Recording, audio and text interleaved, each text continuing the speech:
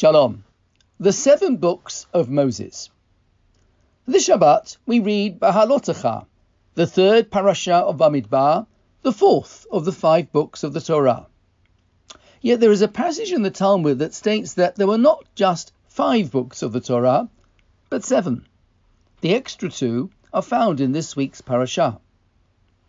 If you look inside a Sefer Torah, you will see that 2 verses, chapter 10, verses 35 and 36, are enclosed by 2 inverted nuns. The verses are very familiar. We say them whenever we open the ark to take out the Sefer Torah and to put it back. Vayihi b'nsoa Aaron, when the ark set out, Moses would say, "Arise, Lord, let your enemies be scattered and your foes flee before you." Uvunucho yomam, when it came to rest, he would say, "Return, Lord, to the countless thousands of Israel."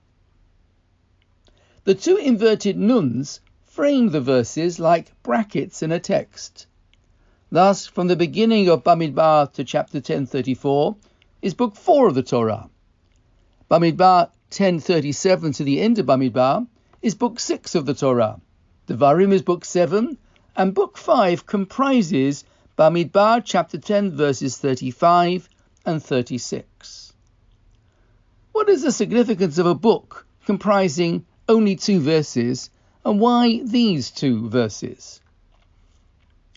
Rabbi Joby Soloveitchik explains that we see from the context of these verses the history of the children of Israel could have been different. In this week's parasha, we read how the Israelites celebrated their second Pesach a year after they left Egypt. Those who were impure were granted an opportunity a month later to bring the Pesach offering in the month of Iyar. The people had been counted so that military preparations could be made. The order of the tribes on the march was set out. Silver trumpets for summoning were introduced. Reading the parasha, one can almost hear the drum roll in anticipation of a triumphal march to the land of Israel.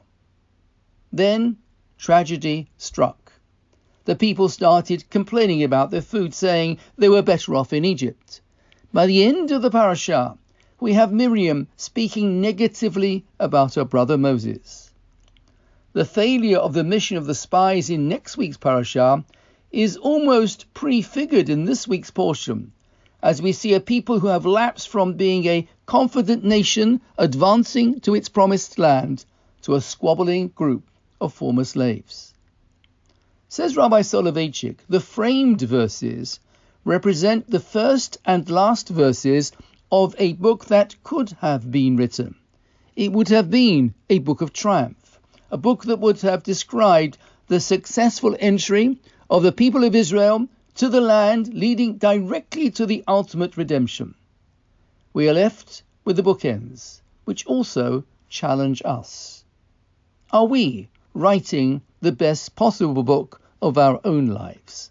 Shabbat Shalom.